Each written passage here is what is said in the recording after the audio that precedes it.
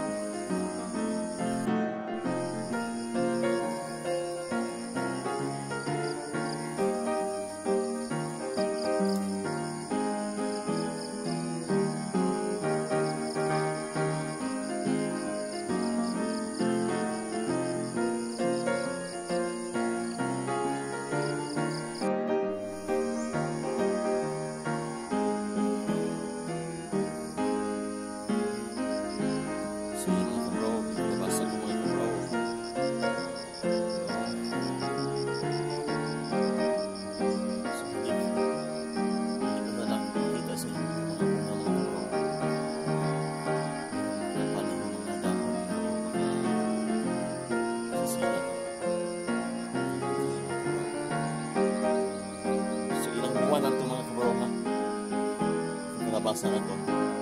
Grabe mga kabro. Mabilis. Thank you Lord. So ngayon mga kabro, dala-dala ko itong sprayer na 5 liters. So ito ang gagamitin natin.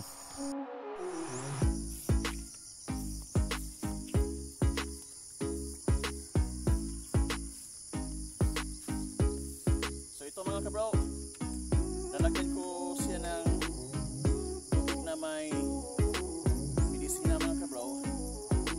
So hindi ko na nilagyan doon sa bahay ng nanay ko dahil may iniwan ako dito mga kabro. Hindi pa man ubos. So mga kabro,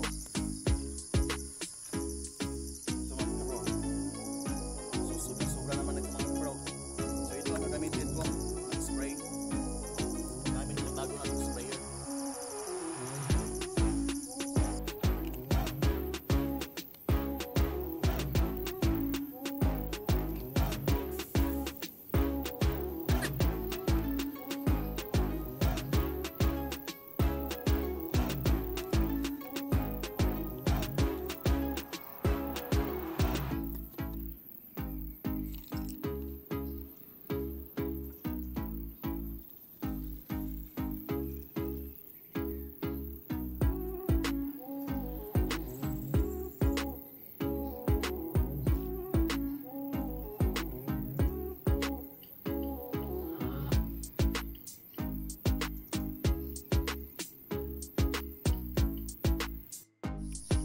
So ngayon mga kabro, ang purpose ng video na ito ay gusto kong ipapakita sa inyo kung paano mag-alaga ng dragon fruit mga kabro.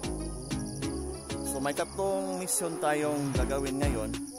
Unang mission ay mag-i-spray ako. So ito talaga ang gagawin natin yung mga kabro. Dapat isprayhan yung mga dragon fruit every 2 weeks or twice a month. So depende sa inyo mga kabro. So ang duration ng pag-spray mga kabro ay ganito. So dapat 6 to 8 lang ng umaga. Kasi bawal na yung sobrang mainit na. Pangalawang mission natin ay, diba? Kitang-kita nyo naman yung tumutubong nga damo mga kabro. So yan ay gagamitan ko ng itak para konti naman mapuputol yung mga matataas na mga damo mga kabro. Pangatlong mission natin ay tatalian ko yung dragon fruit mga kabro. Gusto ko talagang ilapit talaga siya sa nakadikit sa poste. Kaya may dala akong pangtali mga kabro. So unang mission natin, spray. Let's go mga kabro.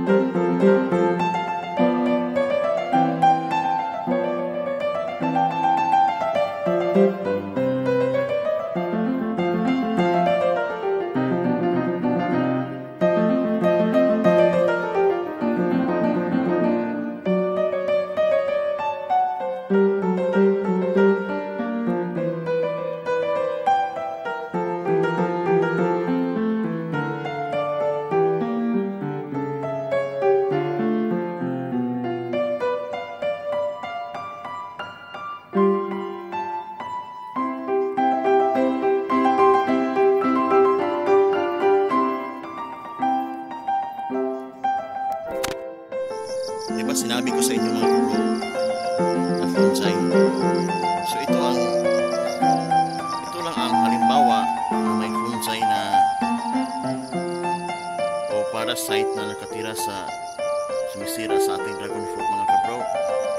Tingnan nyo. So unang-una ganito pa yan. Kulay orange yan mga kabro. Pero malalanta yung dragon fruit natin pag hindi natin yun i-sprayhan ng pamatay fungi. So yun mga kabro, punta naman tayo sa ibang poste. Let's go.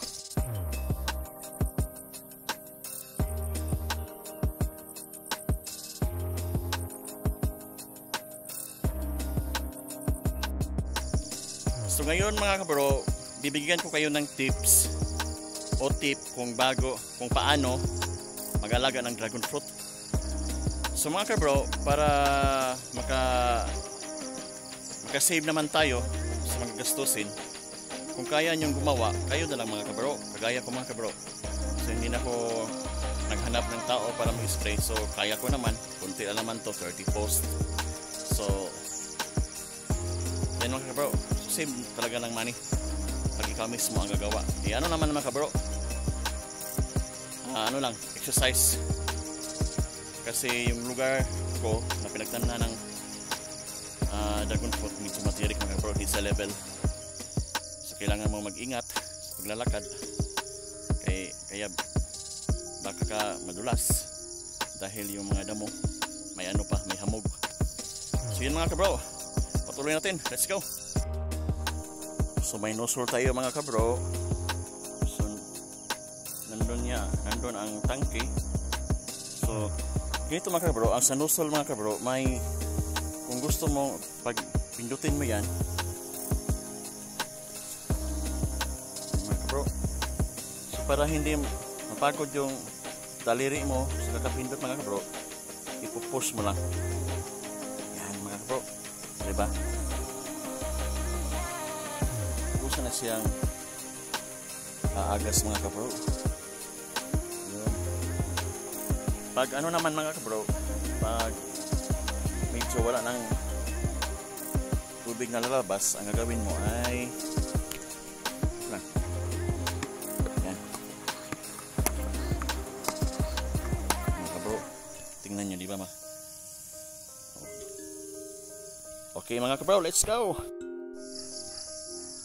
So ngayon mga kabro, dadako naman tayo sa pangalawang mission ko mga kabro. So ang gagamitin ko na pagtanggal ng damo ay ito mga kabro. So maganda to mga kabro para mabilis putol yung mga damo. Okay mga kabro, let's go.